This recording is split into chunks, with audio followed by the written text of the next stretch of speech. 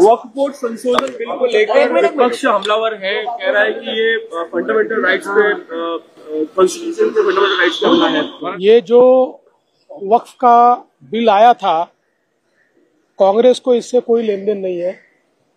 उनको लेन देन वक्फ की जमीन से है, क्योंकि पिछले समय महाराष्ट्र में भी जब इनकी सरकार थी, इन्होंने बहुत बड़ा वक्फ का घोटाला किया। इसका रिपोर्ट भी सदन के सामने आया है, किस प्रकार से कांग्रेस के नेताओं ने वक्फ की जमीन हड़पी और वक्फ के नाम पर सारी जमीनें अपनी संस्थाओं को ली। तो इनको ट्रांसपेरेंसी नहीं चाहिए। ये बिल ट्रांसपेरेंसी लाने वाला बिल था।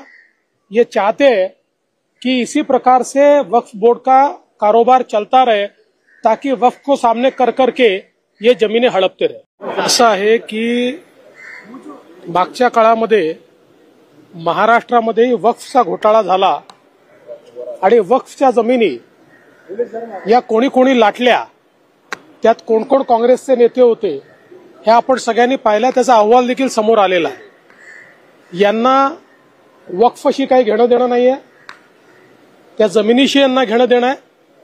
त्या जमिनी कशा लाटता येतील हा यांचा प्रयत्न आहे। जे बिल आलं होतं त्याच्यामुळे ट्रान्सपरन्सी येणार होती। हे जे काही जमिनी लाटणारे लोक आहेत यांना टाच पडणार होती, म्हणून त्यांनी त्याचा विरोध केला। पण ठीक आहे, आता ते बिल समितीकडे आहे, त्याच्यावर योग्य तो निर्णय होईल।